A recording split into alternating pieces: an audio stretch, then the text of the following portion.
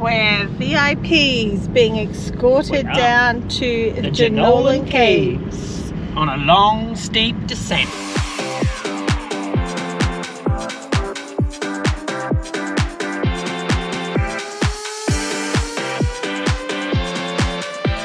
It's a good bend. It's Tour de France bends. Well, we survived the drive down to the Jenolan Caves. Super happy that there's an escort vehicle because she's pretty skinny, pretty tight. So we're about to do the Jenolan Caves. And it's raining. It's raining, yeah, but we're going to be inside the cave. Doesn't matter, 15 degrees inside the cave. Yes, all the time, never changes. However, before we actually got to the caves, we found Charlotte's Arch. It is a magnificent natural arch overlooking the spectacular Blue Lake, which I got some beautiful photos of, and I think I deleted them. But check out those stairs that we had to climb back up again. Cross section of all the cave sections. It's very cool. Shows you where they all are. So which ones? We're doing the Orient. We're doing the Orient, and we are doing the Chifley. Is Chifley even on there? No. It's not on there. That's a southern cave system, so it might be in a different one. Chifley's Cave was the first cave in the world to be lit with electric lighting. And we're doing that one. And it has 421 steps, and the other one we're doing has 358 steps. So all together, Cain will be doing 779 steps. Many steps. Down easy, up. Start to question why I actually did the many steps. Cars aren't allowed through here now. Pedestrians aren't allowed through, which I'm really disappointed. The footpath is closed. So and there's a sign, no pedestrians any further.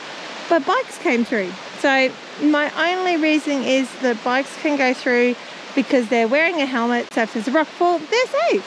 Yep, yeah, rocks aren't that big in there, so your helmet's going to protect you. Well, fancy that. Look at it. We get to go into the Grand Arch. You just actually have to have a tour guide to take you in. We're heading in to do the Chifley Cave, and we're very lucky to have this gentleman as our guide because he grew up in this area and has spent his whole life checking out caves. Go into a cave on this side. All the caves on this side, including the Chifley and the Imperial and the Jubilee, etc., are made by a river. The river's been moving down through the rocks, but we're going to talk a little about that as we go too. Here's a big chamber where the water's been formed through, but the caves on the other side, the river got blocked, and the caves there are not formed by a river at all. They've been formed by water forced up under huge pressure over an enormous amount of time. So they're totally different to the ones on this side. Come on in. Now where we're going to go, go down that path and we'll meet you on that next little passage, which is not enough room for us all here. You can feel a bit of a draft coming through here. What's that? This is the old original light, but the lighting set of wires, and the hand bulbs are up there, okay? Trusted electrician to be interested in the wiring in the cave.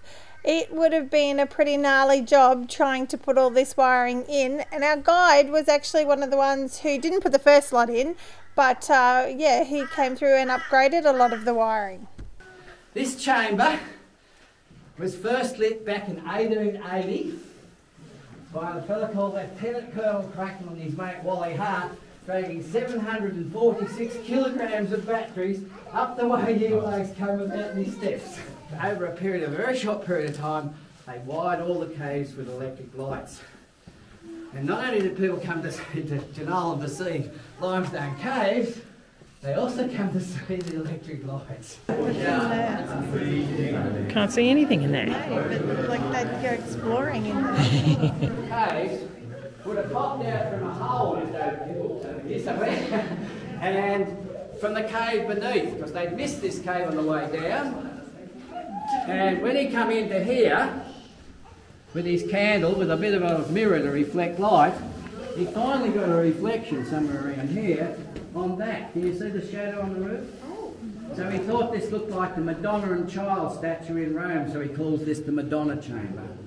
Now, why did they give them names? Simply so they could figure out where the hell they were to find their way out later. Oh, yeah. So when you look down, I'm going to shine the light down, the hole just keeps going down forever.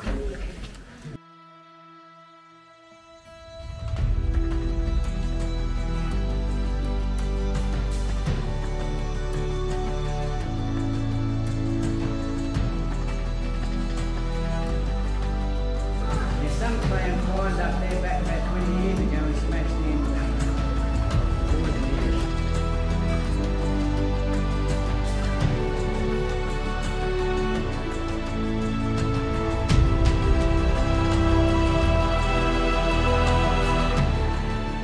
Check out this one. This one's called the Dragon's Head. See if you can see the Dragon's Head sitting there. At first you're sort of thinking, nah, I can't find it, but look at it. It just pops out right there.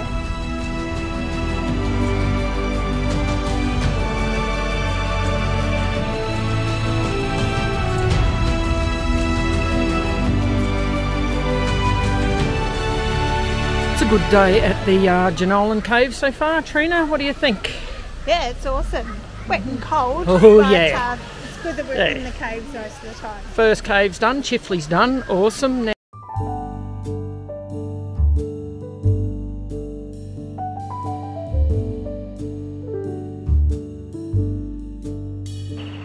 I'm thinking staying there next time. Stop being so tight, Cain. Spend the bucks. Stay here a few days. About to do Orient, and this is the weather. And we got to walk up outside steps to get Oh yeah, we've got to do some outside steps just to get to this cave. Once you're in the cave, it's 15 degrees, so it's nice and warm, but... What do we think? It's all right. Yeah. How does it compare to the Chifley Cave? Different, isn't it? They all look different. Every single one of them looks different. Wonder why they gave these funny names. There's a bit of conjecture as to why this cave was named the Orient Cave.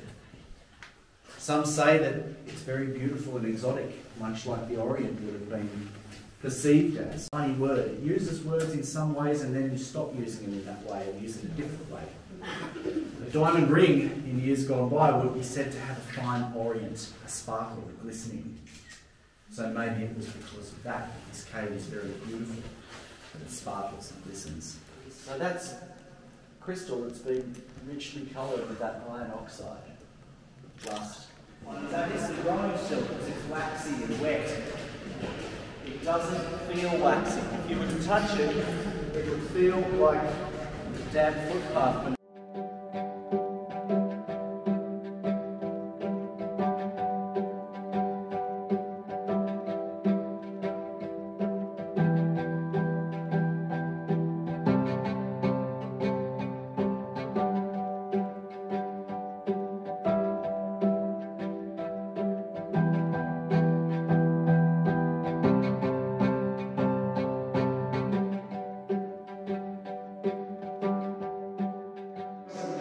This area is known as the Crystal Basin, and this is where the original tour of the Orient would have begun. So awesome. It's so cool. I love it.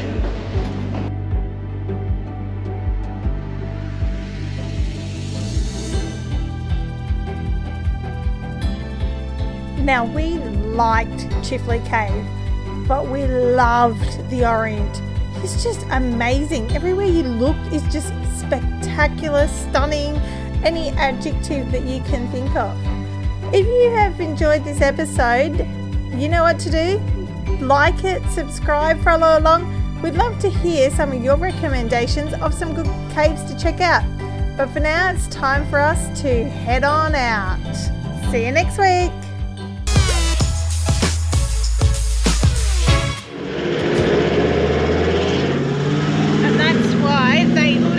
Tours to Jenolan, because of the landslide, they need to be able to accommodate all of us in case there's another landslide.